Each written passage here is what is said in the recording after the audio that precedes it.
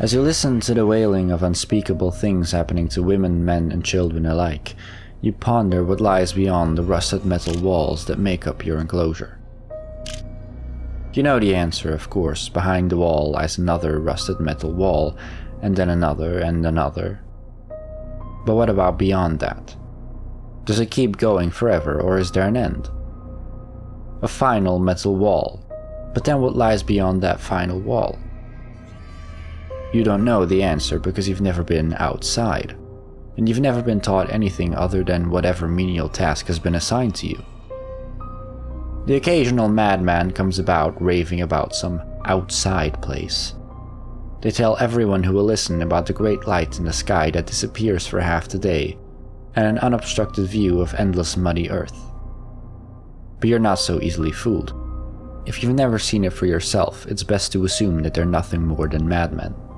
Best to avoid them. You're now 20, parents are gone, who knows what happened to them. If you're lucky, you'll find yourself a wife and have a few happy years, with 16-hour workdays 7 days a week. You'll lose your wife by 30 and yourself by 35.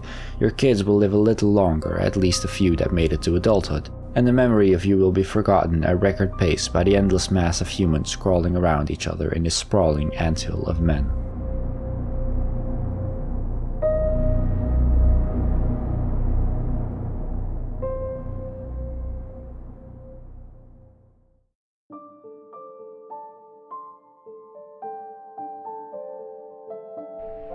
Many millennia ago, when humanity had not yet lost its common decency, we spread throughout the galaxy, settling on new and exciting worlds.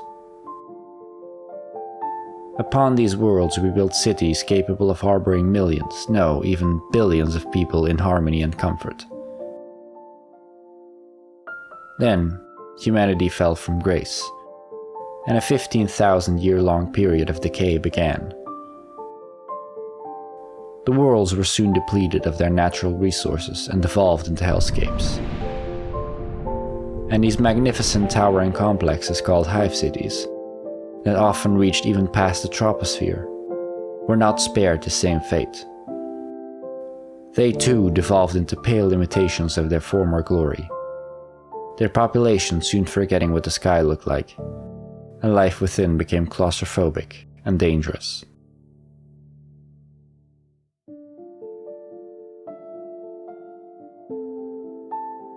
Some worlds in the Imperium are what's known as hive worlds. They have clusters of hive cities, each taller than mountains, chained together like a mountain range made out of metal. The truly large hive cities can harbor several billions of people, where an entire hive world can have a population of up to 500 billion. In some cases like Terra, we're likely talking about quadrillions. So the next time you hear about the death of even a single hive city at the hands of a Nurgle infestation, or a Drukhari raid that got a little too excited, maybe spare a second of silence for those poor souls. Because that was an entire early 2000s population of Holy Terra that just met their end in a, knowing the 41st millennium, probably pretty brutal fashion.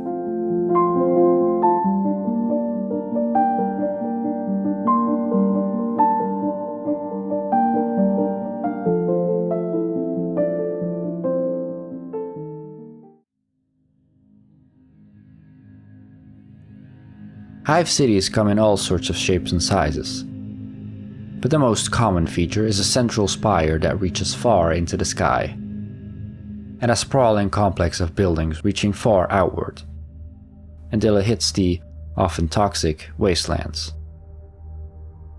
In some cases, the specific conditions of the planet force the hive city to develop in unorthodox ways. For example, some spires are inverted, reaching into the bedrock instead. Some other hive cities are floating in the sky. This is most common on planets that are classified as gas giants.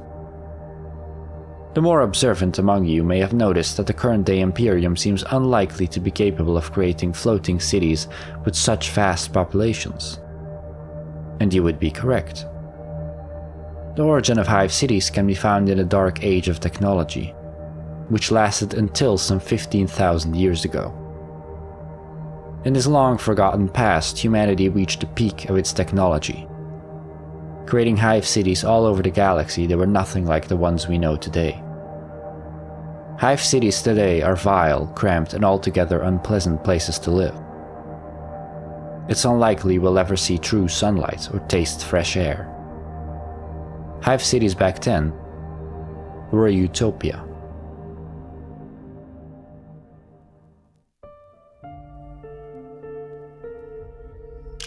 Life in the highest reaches of the spire is opulent and comfortable. This is where the important people live, governors and nobility. Power is free and space is premium, and the view is simply excellent, if not for the constant smog that blankets the world. Too bad the quality of life only goes downhill the lower down you go. The Hab zones are the vast, overcrowded and unsafe middle areas of the spire. This is where the majority of a hive's population lives. The indentured worker class living to work and working to live in manufactories that spew out the simpler pieces of imperial equipment. But I guess it's still better than the Underhive. The Underhive is still part of the Hab zones. However, power has long since been turned off. There is no law or government anymore. This place is ruled by gangs in fear. Forget about living a normal life.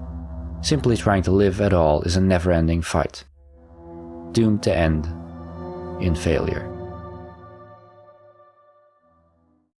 If you somehow find yourself falling even lower down into the depths of the hive, a place called the Hive Bottom, pray that the Emperor will save you, because no one else will even consider trying. And lastly, we have the outskirts of the hive. People here live on the surface of the planet, 24/7 surrounded by toxic fumes, trying to live in a place with no vegetation or mercy. For some, this would still be better than the Hab zones, because at least out here you get to make your own decisions. And once every year the world might gift you clear skies and a pretty cancer-inducing sunrise. At least until you perish from either starvation or disease.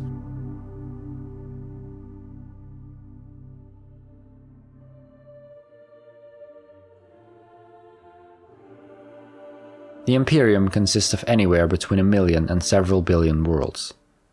According to ancient records, the population of Holy Terra in the early 2000s was around 8 billion people. Now try and imagine that each person has a world all to themselves.